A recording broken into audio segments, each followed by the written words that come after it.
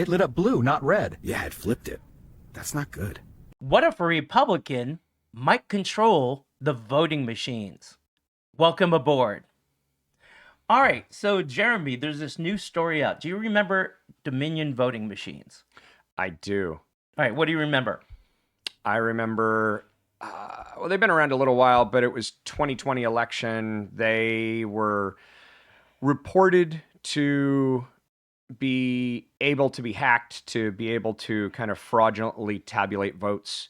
There's statements made that they were specifically designed to be able to rig elections. I also remember that they were not supposed to be able to connect to the internet, but there were reports that they were able to connect to the internet. Well, And this is all memory, by the way. it's been a long time, It's yeah, been a but I while. do remember a statement being made that they weren't working because they had had a severed connection in one of the counties, and that was the big concern. And I do remember that's years it. and years ago that several congresspeople, several senators were raising concerns about security of electronic voting machines. Could they be hacked? Because neither side at that point wanted any election to be hacked where, a entity could actually choose the winner of an election. So both sides have expressed concerns. But in the 2020 election, the Democrats, where Biden won, the Democrats turned around and said, hey, you know what? We had the most secure election ever. All of a sudden, it went from we have concerns to no, there's no way this could be hacked.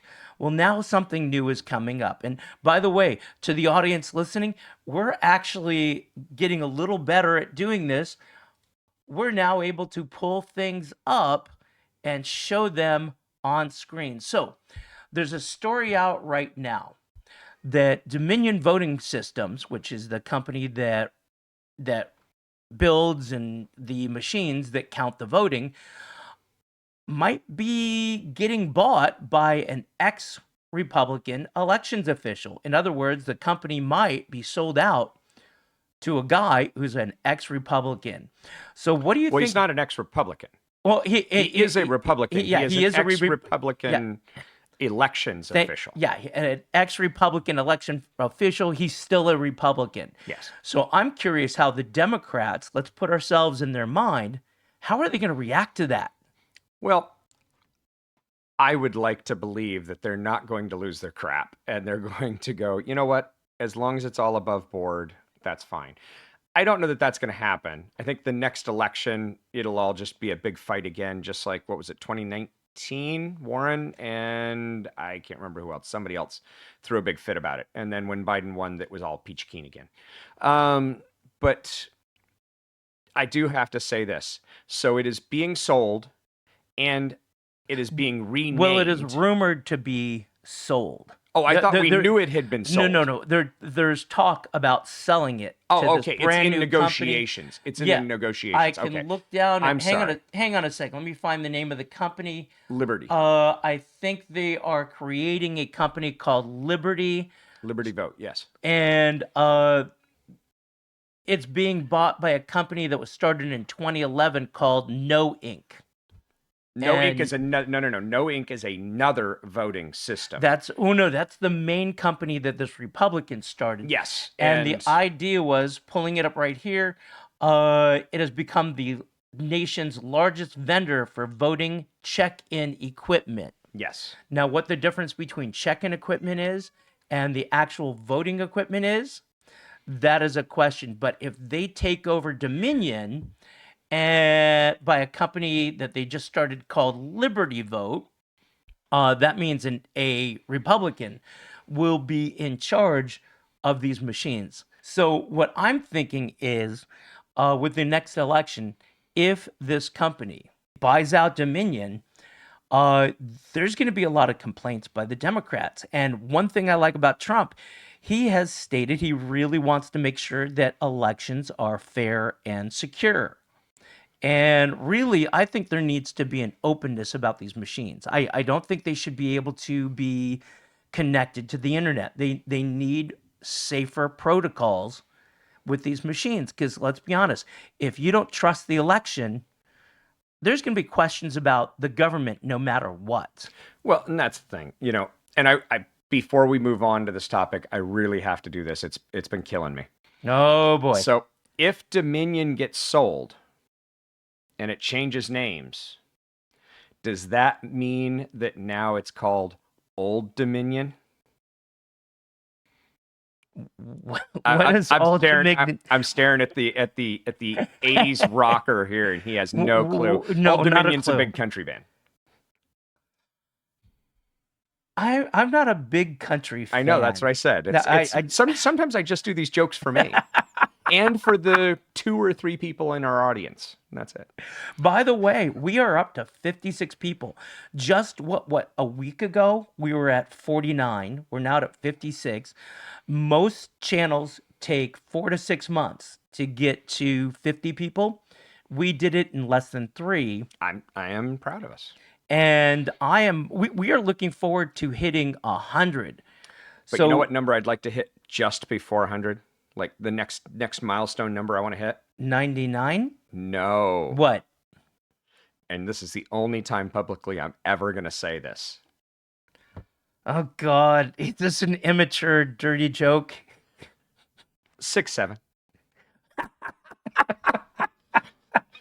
If you don't know what 6'7" is, all the kids in the schools, all they talk about is 6'7". Apparently it's a video thing, and it is so lame, and it is so dumb. And I'm really tired of hearing it. I just felt like I had to once in my life put it out there onto social media. Put it out there.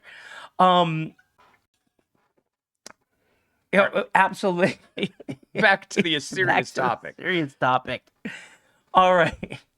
So, let me ask you, do you trust the 2016 and the 2020 election? Just kind of curious. If I'm being brutally honest, I don't trust any election because I Okay. feel elections are a lot like racing. And racing, you do try and win on merit.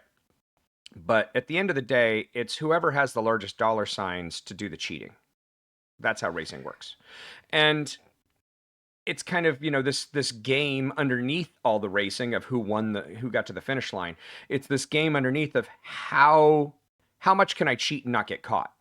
There's a famous picture of Dale Earnhardt literally with his foot prying the front of the car up while they're doing inspection, and he's leaned around it to make it look like he's not holding the front of the car up with his foot because his car was a half inch shorter than it was supposed to be. I can't remember who the racer was. He got in trouble for dropping ball bearings out of his hollow frame during the race because he wanted to make weight for the inspection, and then he'd drop all the ball bearings during the race. And the only reason they caught him is because he'd go low on the track, and then he'd yell bombs away over the radio. I mean, rubbing's racing, so's cheating. And I feel like there is always a certain amount of cheating in every election. Yeah, there's a certain amount of cheating in every election, but me personally, I think the most what's the word I'm looking for? Dishonest election ever had to be the 2020 election. Here's why. Number one, those drop off your ballot location, those ballot boxes, Yep. where people would just drive up and you were supposed to put your ballot in. I know I dropped off my wife's ballot, so 2 ballots. There were people going and shoving handfuls of these ballots in, hundreds of them. I still get mail for my kid who hasn't lived in this state for going on 8 years, 7 years, and I still get mail for that kid. They're sending you the ballot. So yeah, I still get the ballot for that kid. Say somebody takes it out of your mailbox. There were people getting these ballots delivered, and they were just set outside for people to sift through and get their own. Yeah. How do you know that those are secure? Most countries ban mail-in balloting because it is the easiest way to cheat. And the other thing that happened, there were several areas where more ballots came back than actually were sent out. And here's the problem. When you send out, let's say 1,000 ballots, you're not going to get 1,000 ballots coming back. And how do you get unfolded mail-in ballots? Oh, exactly. I mean, And how do you get that? So, I mean, I know there's cheating. I know there's this mess. And it's just which side cheats more or less and doesn't get caught and yeah, all well, that. And I'm thinking, to me, the 2020 election was beyond dishonest. And I agreed with Ted Cruz. He said, look, let's take 10 days just to look at some of these election allegations. Mhm. And the Democrats lockstep said, absolutely not. We don't want to look at this at all. And if they would have at least taken 10 days, even if it was dishonest Mhm. during those 10 days looking at at the election, people at least would have felt, hey, okay, they looked into it, they found nothing. And I think that Biden would have been better off for it. Instead, you always have this dark cloud over Biden. Now, you're going to have a dark cloud from the Democrats over President Trump Yeah. because they don't trust him at all. I mean, the Democrats have gone so far off the deep end that nothing Trump does, no matter what it is, will be good enough for them. Yeah, well, and we have this lame duck period between November, well, first Tuesday of November and January 20. We have this period, and the whole reason that our founding fathers put that time in was to tabulate, to get everybody together, to make sure that it was all okay. Well, to be fair, Now we make a decision on Wednesday. To be fair, the founding fathers, they did have to hand count it. They did have to bring the stuff around. And I believe it was April that It the might have new been April. president came in. Just top of my head, I believe it was April that the new president came in. But they changed that with modern times. And with modern ability to pull people coming out of the polling places, they're able to get a pretty good guess. But I mean, with the last election, with Trump, I actually got together with an old friend of mine and we watched the election and we were just waiting for Pennsylvania to come in. And they were calling in states with a couple percentage of ballots counted. But I can't remember the numbers, but Pennsylvania, it was a high percentage and they still wouldn't call it. And I'm screaming at the TV, just call Pennsylvania. And eventually they did. Eventually they finally called Pennsylvania. But I guess my argument is, why do we need an answer right at that second? Why can't we wait for a week? Why do we have to have this kind of world where, we voted on Tuesday, we need to know by Tuesday night? Well, I'm gonna answer that. So many countries around the world are able to do it in one night. I don't think, I disagree with you there. I don't think there is a problem with getting a quick answer. What I think the problem is counting the votes. Well- Now you have other countries that have paper ballots and they can count the votes overnight, and by the morning they know who won. We have these machines that are supposed to make it faster, yet why are they shutting down at 2 a.m. and having a long break? And places that, oh, wait, we're going to send all the Republicans home. And then all of a sudden, a couple of ladies who are there, who are the Democrat people, they pull out boxes and start counting votes and putting them through the machines. I think that's the problem. It's not how quickly they're counted, it's how they're counting them. Well- and I appreciate knowing earlier because that does, I don't know. I guess one thing, we talked about this earlier, and the thing that drives me a little nuts is there are federal rules and policies in place for a school who handles money, being ASB, clubs, things like that. If you had a bake sale, you cannot have one person counting the money. Two people have to be there. Two people have to count it. It has to be done. It has to be there. Even if you have one of those cash counting machines, it is not considered valid in the auditor's eyes unless two people have done it. You can run it through the cash counting machine too, and a lot of people do, but it's supposed to be two people. Why can't we, if we have to do that for Susie's homemade muffin that costs $1.25 at first period, why can't we do that for our elections? Well, two things. Number one, if you're selling muffins for $1.25, your student group is really not doing what they should do, because those should sell for about $3-4. Number two, you know what really counts? There's only one thing that really counts. It's hitting the like button, hitting the subscribe button, commenting. Tell us what you think. And here's the question we have for you. Do you trust the Dominion voting machines? Do you trust how we count ballots in this country? Or do you not? I'd love to hear that from you guys. The other thing that really counts is we have a sponsor, and we'd like to thank them for this new equipment. We keep recording these. We're going to need to do a lot less editing to get out all those extraneous sounds. It's sounding so much better to us. You let us know if we're sounding better. We appreciate the new mixing board. Oh my God, this thing is wonderful. Yep. And so here's our sponsor, Conservative Peaches. We here at Conservative Peaches would like to take a moment to celebrate Hispanic Heritage Month. From the sizzling fajitas of Mexico to the savory empanadas of Argentina, the delicious arepas of Venezuela and Colombia, to the classic arroz con gandules of Puerto Rico, Hispanic cuisine is a feast for the senses.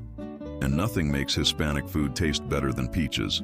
Whether it is Pastor Rick leading a full communion dinner with peach and cilantro glazed carne asada tacos, because Jeremy said we couldn't go with the peach salsa-topped communion wafer joke. Or Rabbi Shmuley having his favorite peach agua fresca with his signature Shabbat dinner matzo ball soup. Nothing makes any dish taste better than a great conservative peach. Whether dancing at a quinceañera or honoring your ancestors on a Day of the Dead ofrenda. Hispanic culture, like our peaches, is conservative, which is why everyone of Hispanic heritage should do two things. First, they should go on out and buy some great conservative peaches. Second, they should subscribe to the only YouTube channel endorsed by Conservative Peaches. Teachers in train stations, because nothing is sweeter than a conservative peach or having your day get better by listening to teachers in train stations. We here at Conservative Peaches aren't a real company, and this isn't a real endorsement, but Teachers in Train Stations is 100% real. So reach down and hit the like and subscribe button, and maybe even leave a comment or two. We look forward to next month when we celebrate Indian Heritage Month. To be clear, feather, not dot. And with that, the train is pulling out, loaded with conservative peaches. We'll see you at the next stop. Jeremy, at the end of the day, do you trust our voting system? Because I don't. I don't trust how we're counting the ballots now. What about you? Yes or no? I don't trust our voting system. I just don't. I think we should go back to we dip our thumb in permanent ink when we've gone and cast our vote. And paper ballots. And paper ballots. And, we just make better perforations. And to those people those Democrats who say, well, what if you don't have a thumb? We'll use another finger. Well, what if you don't have arms?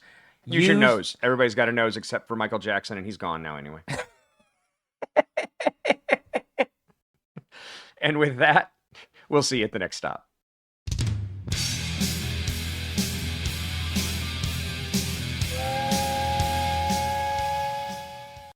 Well, what if you don't have arms?